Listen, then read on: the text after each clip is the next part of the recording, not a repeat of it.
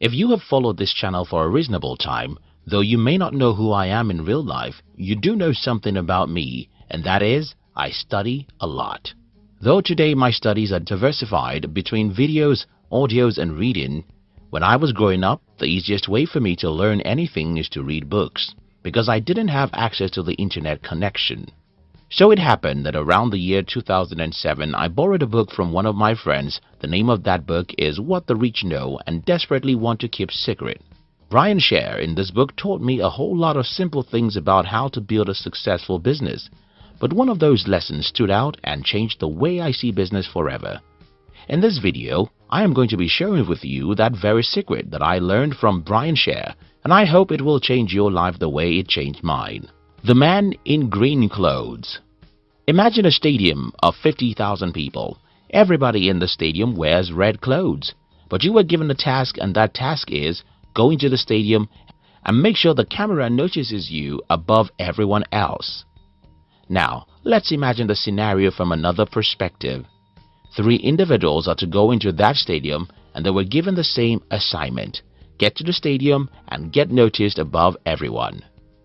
Then 2 of these people think to themselves, if everyone wears red cloths and we want to be noticed, can we simply go to some cloth makers and ask them to make us more reddish clothes? They both thought that's a great idea, and they did just that. The third guy thought to himself, if everyone wears red, what color can I wear to make me the most visible person in the stadium? He got an idea. There's nothing more attractive in an environment than the contrast of the domineering color of the environment. Since everyone wears red, wearing green should do the magic for me, and that is it. The third guy wears green and he became the most visible person in the entire stadium. This analogy is simple to understand, but not when people are starting businesses. When people are starting businesses, oftentimes they are like those 2 individuals who wear more reddish clothes. I'll confess to you, I was like that too, until 2007 when I learned the secret of the green clothes from Brian Scher. Some people call it unique selling proposition, while Brian Scher calls it unique selling promise. It simply means that you can't become successful as an entrepreneur by wearing more reddish clothes. You can't become successful by trying to outdo everyone. You can't become successful by competing. You can only become successful by creating. I'll explain how the mind works. By now you have understood that an entrepreneur, what you're trying to get is the attention of the people, a whole lot of people. You're like that guy who's going to a stadium filled with 50,000 people and needs the attention of as many people as possible. Then, let's think for a moment about how our mind works. Try to look around and see things that caught your attention. What are they? Are they the things that are better or things that are different? The answer is simple. While we may love better things, we always devote our attention to things that are different. What the buyer is thinking. Whenever people want to buy something, the question that comes to their minds is, where should I buy it and why? In other words, every business must answer this question. Why should people buy from you? If I can get what you're selling from another person, why should I come to you? If you can't answer this question in one single statement, you don't have a business yet. If 10 other people sell what you sell, why should I buy from you? You have to understand that I am selfish, and as a customer, I don't care about your business. What I care about is my comfort. If that is the case, why should I buy from you? Then why is the difference? How are you different from other people who are doing the business you are doing? The war of price. Whenever you ask people to tell you why they expect customers to come to them rather than their competitors, the usual answer is, we sell at cheaper prices.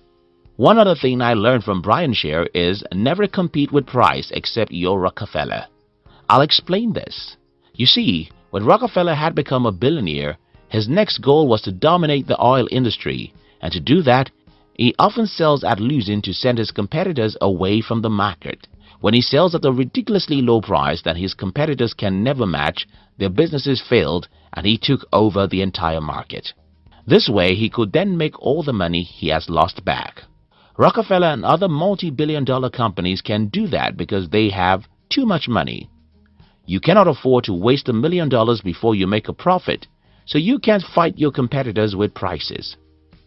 Another problem with competing with price is that, well, you won't have profit. And when you run a business that doesn't make you profit, many evils happen. First, a business that doesn't make good money cannot afford to hire quality people. A company that doesn't make a good profit cannot afford to invest in research and training of its staff. A company that doesn't make a good profit will die very soon. And that is why you can tell me that the reason why you expect customers to come to you is that you are selling at cheaper prices. The root of the difference. Remember the smart guy in my previous story? How did that guy know that the green color is the best color to wear against red? He studied and reasoned. When I think about smart companies who can differentiate themselves from the crowd, one thing I come to understand is that the management of these companies studied and reasoned. Think about Google. Before Google, there were different search engines, but they were mostly clumsy and boring.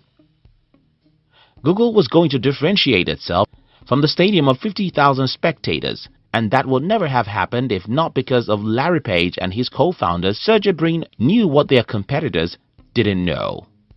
Jeff Bezos started Amazon in the year 1994, long before 99% of the world knew that the internet is anything to take seriously. This is the reason why Amazon is different, and this is the reason why it is very successful. How did Bezos get to know about the potential of the internet? He studied, he read books others didn't read, and sought knowledge most people didn't care about. Bill Gates discovered the idea that led him to build Microsoft from a magazine his friend brought to him, and Steve Jobs wouldn't have been anything if not because he read what most people don't. It's very simple.